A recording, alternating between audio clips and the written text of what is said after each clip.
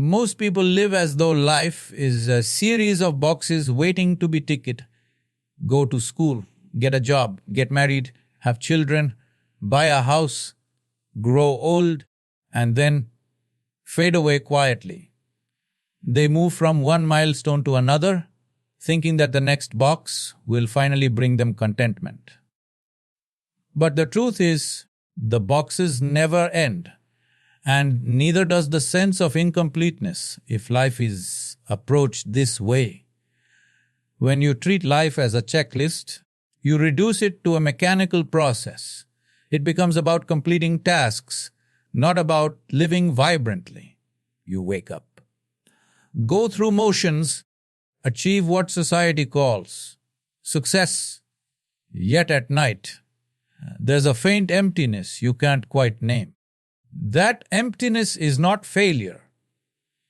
It's a reminder that you were meant for something more than crossing off items on a list someone else wrote.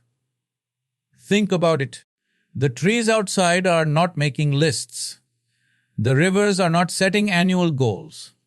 The stars do not hold weekly meetings to review their performance.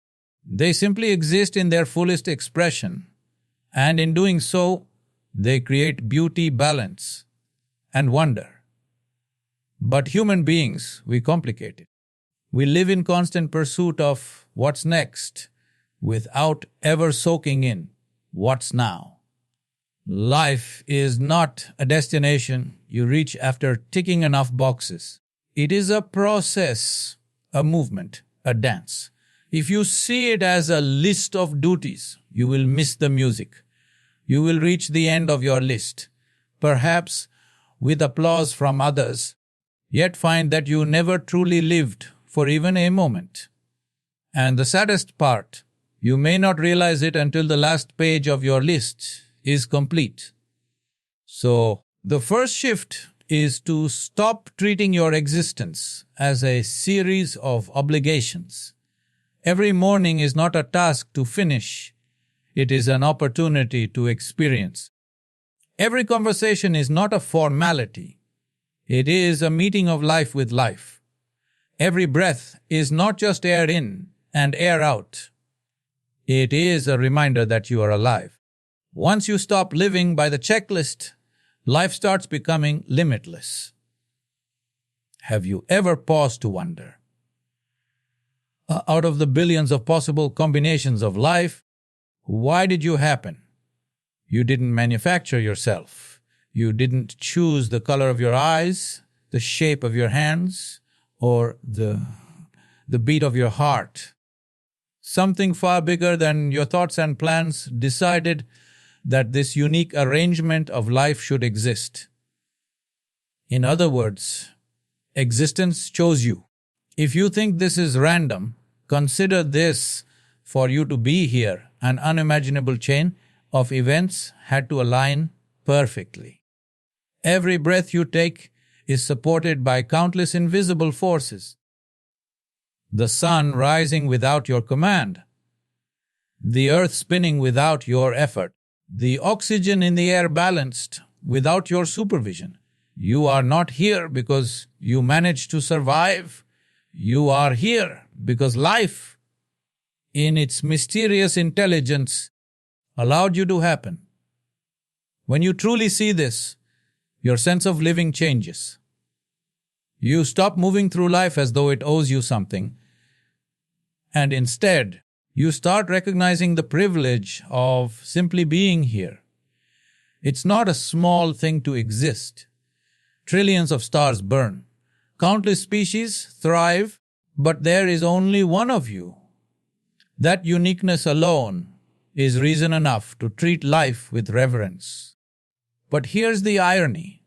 Most people spend their lives feeling inadequate, comparing themselves endlessly, as if the universe made a mistake by creating them. The truth is, there has never been another you in the history of existence, and there never will be again. You are not a repetition. You are not a copy. You are a once in forever phenomenon, When you realize that existence has deliberately included you in its vast play, you begin to live differently. You stop wasting energy in petty conflicts and shallow pursuits, and you start aligning yourself with the intelligence that brought you here.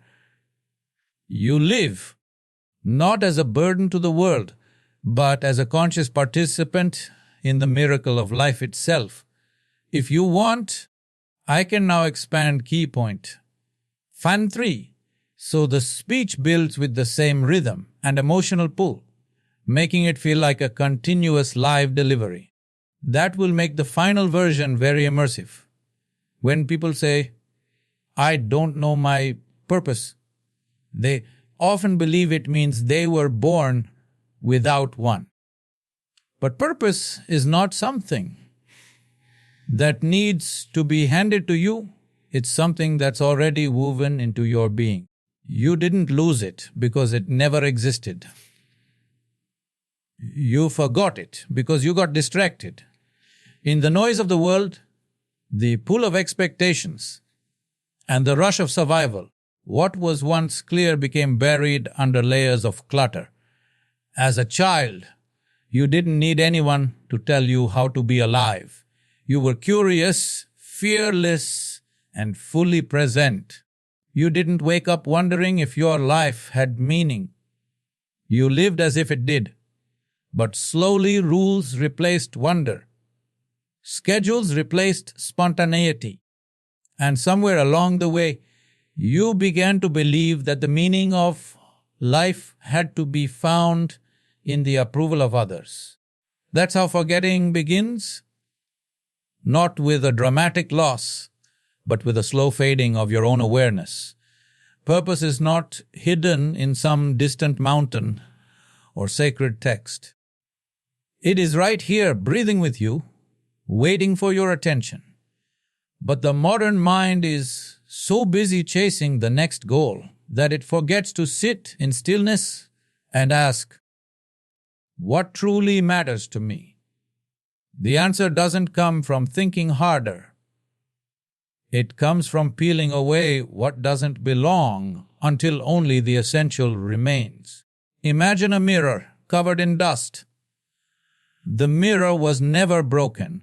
It simply couldn't reflect clearly because of what covered it. That's how purpose works. It's not about constructing something new, but about removing what blocks your natural clarity. The more you clear, the more your reason for being reveals itself, not as a distant dream, but as a living reality right now. And here is the most liberating truth. You don't need to go searching for purpose in the world like a lost treasure. You only need to remember. And remembering doesn't happen through frantic activity. It happens through awareness, through listening, through allowing life to speak to you without the static of constant noise. When you remember, everything you do becomes purposeful. Whether you're speaking to thousands or simply watching the sunset, the world has taught you to measure success in numbers. The size of your bank account, the weight of your titles, the scale of your achievements. But numbers can be deceptive. You can have millions in the bank and still feel bankrupt within. You can be applauded by crowds and still feel unseen by yourself. The outside world can only give you rewards. It cannot give you meaning. Look closely at those we call successful. Celebrities, leaders, high achievers. Many have everything society promises will bring happiness, yet they are restless, anxious, and searching for something they can't quite name. Why? Because the human heart doesn't beat for numbers or trophies. It beats for aliveness, for connection, for peace. Without those, even the grandest accomplishments taste hollow. If your entire life is driven by what others can see, you will eventually feel empty in the places only you can feel. The house, the car, the recognition, they are wonderful to have, but they are not the foundation of a fulfilled life. They are ornaments, not roots. Without roots, the ornaments have nothing to hang on to. True fulfillment is an inside job. It doesn't come when you get more. It comes when you realize you already are more. It comes from living in alignment with what matters to you, not what impresses others. This is why some of the simplest lives are often the happiest, because their worth isn't dictated by comparison, but by the richness of their inner experience. This doesn't mean you must reject success. It means you must redefine it. Success should be a reflection of your inner growth, not a mask to cover inner emptiness. When the inside is full, the outside can be whatever it is, and you will still feel whole. We live in an age where every question can be answered in seconds, except the ones that matter most. You can search the internet for how to do almost anything, but no search engine can tell you why you exist. That question is not stored in a database. It is written in the fabric of your being, and the only way to read it is to turn inward. The trouble is, turning inward feels unnatural to most people. We have been trained to look outside for everything.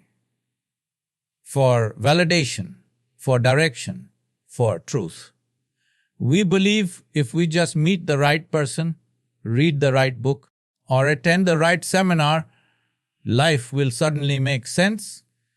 These can all inspire you, but they can't replace the quiet authority of your own inner knowing.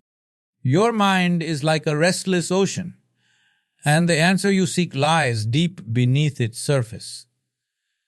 As long as the waves of thought keep crashing, you can't see what's underneath. Stillness is not a luxury. It is the doorway. The moment you stop being tossed around by external noise and internal chatter, the water's clear, and the truth that has always been there begins to show itself. This inner knowing is not dramatic. It doesn't arrive with flashing lights or loud announcements. It is subtle, almost shy, waiting for you to pay attention. It might come as a feeling, a sudden clarity, or a quiet certainty that doesn't need defending. Once it arises, no one can take it from you, because it is not borrowed wisdom. It is your own. When you stop chasing answers outside and begin listening within, you realize the journey was never about finding something new. It was about remembering something ancient. Something that has been alive in you since your first breath. The world may try to distract you, but once you taste this inner clarity, you will know where to return, no matter how far you wander.